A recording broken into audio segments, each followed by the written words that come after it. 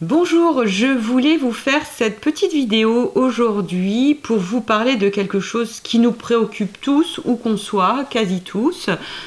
C'est l'ombre finalement, hein. L'ombre, et cette ombre, elle va prendre différentes formes et c'est ça qui est vraiment intéressant, hein. On a l'impression qu'on vit tous un peu chacun dans nos bulles ou chacun dans nos mondes parallèles et on va faire porter l'ombre voilà, selon dans quelle obédience on est, on va dire, sur différentes choses. Alors voilà, on peut faire porter l'ombre et la peur sur un virus, on peut faire porter l'ombre et la peur sur un gouvernement, on peut faire porter l'ombre sur la bêtise humaine des masses, on peut faire porter l'ombre sur des élites, on peut faire porter l'ombre sur vraiment plein de choses, sur votre conjoint, sur un patron. Il y a plein de choses qui aujourd'hui nous font peur, mais ça nous indique quelque chose de très intéressant. Alors ça ne veut pas dire que ces peurs ne sont pas fondées, ça ne veut pas dire qu'il n'y a pas des choses à changer, ça ne veut pas dire qu'il n'y a pas des choses à faire, mais là aujourd'hui c'est pas à ce niveau-là que je vais le travailler. Aujourd'hui l'idée c'est de vraiment comprendre comment fonctionne l'ombre. On va imaginer vraiment que c'est un petit peu cette masse obscure, mais qui tout simplement nous indique qu'il y a des parts qu'on n'a pas habitées, qu'il y a des parts de notre vie qu'on n'a pas habitées. Et ça va être marrant, parce que souvent, on peut dire que si on est dans une peur du virus, au-delà du rationnel, hein, bien sûr, si on prend vraiment un plan psychologique, si on est dans cette peur du virus, peut-être qu'on peut s'interroger sur notre corps. Est-ce qu'on a bien habité notre corps? Est-ce qu'on a bien compris comment fonctionne le corps? Comment fonctionne un virus, hein. On a bien souvent peur des choses qu'on ne comprend pas. Et si on peut avoir peur, par exemple, de dérives au niveau gouvernementale, etc. Est-ce qu'on a vraiment bien habité notre démocratie, hein? Ce sont des choses, l'ombre finalement, elle nous permet d'habiter les choses et de nous ancrer beaucoup mieux dans une réalité. C'est pour ça que c'est si important aujourd'hui de revenir au réel, au concret, au simple pour aller bien et pour nous aligner avec ces grandes montées d'énergie qu'on est en train de vivre. Et le simple, c'est aller marcher dans la nature, hein. C'est hyper important, c'est vraiment se réaligner avec l'énergie de la Terre, avec des choses concrètes, réelles, simples, avec des rapports humains simples qui sont aujourd'hui peut-être un petit peu entravés, mais l'entrave c'est pareil, c'est super, ça nous montre à quel point on a besoin de ces contacts humains, à quel point on a besoin de se réaligner avec une forme de réalité. Et tout ça nous parle beaucoup aussi d'Uranus en taureau. C'est vrai qu'on parle beaucoup d'Uranus en taureau comme le transhumanisme, etc. Moi je crois beaucoup à l'idée d'Uranus en taureau comme l'idée de nous réhabiter, de comprendre et de voir à quel point la machine corporelle humaine, elle est absolument fabuleuse. On a désinvesti nos corps, hein, effectivement. Et donc voilà, Uranus en taureau, il nous ramène dans ce réel, dans cet art de la jouissance de la matière, dans ses aspects les plus simples et pourtant les plus merveilleux. Donc ça, c'est une illustration possible et vous pourrez en trouver plein, hein. J'avais parlé dans ma dernière vidéo de l'idée de peur du bannissement, quand on n'ose pas vraiment dire ce qu'on pense parce qu'on a peur un petit peu de dénoter par rapport au groupe, et finalement tout ça nous montre que on est dans un accouchement de nous-mêmes, c'est-à-dire que la fidélité qu'on est en train d'apprendre à faire, et ça fait plusieurs vidéos que j'en parle, c'est une souveraineté individuelle, c'est de cesser d'attendre d'être adoubé par qui que ce soit, par quel, je dirais, groupe que ce soit, mais vraiment d'être fidèle vraiment à soi-même et d'être dans une écoute du cœur, ce qui ne veut pas dire qu'on se laisse pas inspirer par des personnes, mais vraiment toujours ramener ce matériau au cœur de soi. Et donc là, on est dans ce travail sur l'ombre. Et ce qui est intéressant avec ça, c'est que ça nous amène à des nouvelles sensations. Il y a quelque chose vraiment à lâcher, quelque chose à comprendre sur les libérations corporelles, à mon avis, pour ne pas entrer dans quelque chose où on pose le couvercle dessus et où on s'imagine que le monde est merveilleux et que c'est super. Là, aujourd'hui, on est ultra stimulé pour se mettre en contact avec nos peurs. Et je pense que c'est hyper important de ne pas éviter cette étape, de se dire ok, je me confronte au plus horrible de l'horrible. Voilà, je m'y confronte et puis je vais m'autoriser effectivement à aller dans ce ressenti parce que une peur, et moi je l'ai vécu à de multiples reprises, une peur, c'est pas la peur qui est désagréable. La peur, c'est une sensation. Hein. Les sensations, si elles circulent, c'est que du bonheur, c'est que du plaisir. Hein, pour toute sensation, que ce soit la colère, la peur, la joie, etc. La circulation, le mouvement et donc la vie, c'est du plaisir. Hein. Il y a pas de problème avec ça. Simplement, là où on va avoir des sensations désagréables, c'est quand on est dans des résistances. Et pourquoi ? Parce qu'encore une fois, on n'habite pas vraiment nos sensations, on n'habite pas vraiment nos corps. Et cet Uranus en Taureau, il nous invite à ça. Il ouvre des brèches un maximum pour qu'on puisse connecter finalement à cet horrible, voilà, à cette peur, à ces peurs archaïques, etc. Et moi, j'ai eu cette expérience quand j'étais malade ce printemps où j'essayais, avec mon grand esprit, de me mettre dans une pensée positive et de me dire il faut que je sorte de la peur, etc. Il faut que je ne sois pas dans la peur, etc., etc. Donc, je faisais beaucoup de choses, je me faisais des soins énergétiques, etc. pour voilà, ne pas être dans cette peur. Et puis, à un moment, j'ai lâché. Et à un moment, voilà, j'ai vraiment lâché. J'ai cessé ce forçage, je dirais, qui est pas forcément négatif, parce que je pense que le fait de se mettre vraiment dans cette focalisation positive, elle est fondamentale, elle est hyper importante et elle est hyper salvatrice, et j'y reviendrai. Mais sauf que se mettre là-dedans, tant qu'on n'a pas vidé l'abcès, j'ai envie de dire, il y a une étape qu'on a oubliée. Et à un moment, j'ai lâché. Et à un moment, ce qui est venu, parce que c'est venu finalement, hein, j'ai finalement laissé faire, c'est mais je suis terrifiée. Et je me suis tout d'un coup autorisée à vraiment ressentir cette terreur. Et à partir du moment où je me suis autorisée pleinement à ressentir cette terreur, c'est vraiment comme cette masse noire, c'est des sensations qui sont venues et qui finalement faisaient du bien. Parce que ça se libérait, parce que tout ce qui faisait du mal, finalement, je me suis rendu compte que c'était pas la douleur ou la peur ou l'émotion, mais c'était la résistance à la sensation. Et là, pour moi, je me suis dit, là, j'ai une clé fondamentale, et donc qu'on soit mis face à des choses terrifiantes, qu'on soit mis face à tout un tas de choses, eh bien, ça fait partie du processus d'ancrage, d'ailleurs, de bien réaliser, de se mettre les deux pieds sur la planète et d'être bien dans la réalité. Et pour autant, à partir du moment où ça va nous permettre et où on va faire le boulot effectivement que nous demande Pluton, d'aller faire cette œuvre au noir finalement, d'aller au cœur du plus sombre, eh bien on sait que derrière, il y a la libération, derrière il y a une reprise de pouvoir, derrière on se réhabite, derrière la vie revient parce qu'on a libéré effectivement la peur, on s'est autorisé à la ressentir pour la libérer.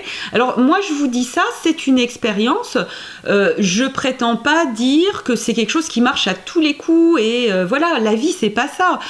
Parfois la vie c'est se botter le cul et dire non c'est bon là j'ai peur de rien et penser positive et c'est bon méthode quoi et tout.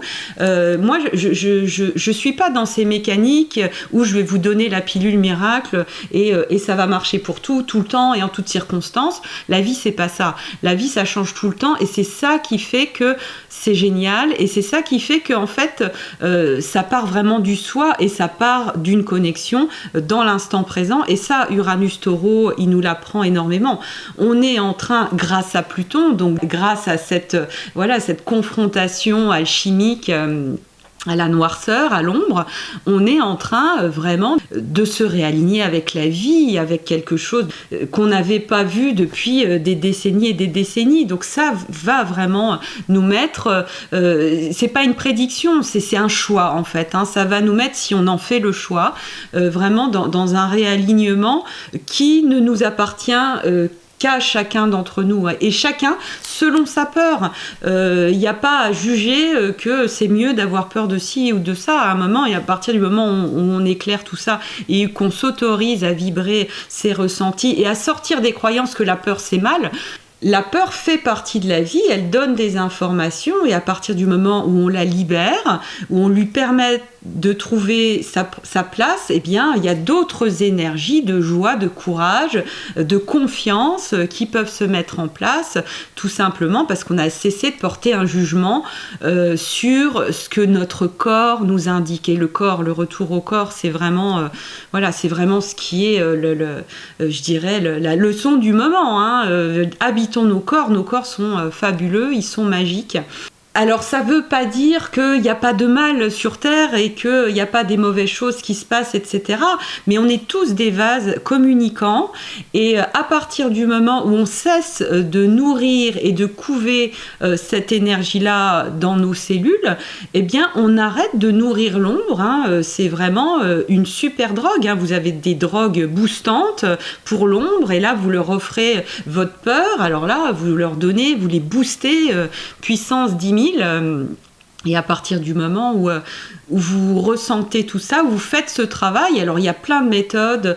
Moi, j'invite vraiment les thérapeutes à converser en commentaire, parce que certains ont certainement beaucoup d'idées pour faire ce travail alchimique. Moi, je très modestement, je vous livre une piste et je dirais mon expérience personnelle. Je prétends pas dire que tout le monde va se guérir comme ça, mais je pense que aujourd'hui on est dans cette recherche collégiale, où chacun apporte un petit peu de sa contribution. Donc voilà, n'hésitez pas à commenter cette vidéo. Parce que à partir du moment où on arrive à faire cette libération pour nous-mêmes, eh bien on est des bombes atomiques d'amour, et en tout cas moi j'y crois beaucoup. Donc n'hésitez pas à partager vos expériences par rapport à ça, par rapport à ce réinvestissement du corps finalement qu'Uranus Taureau nous invite à faire, à cette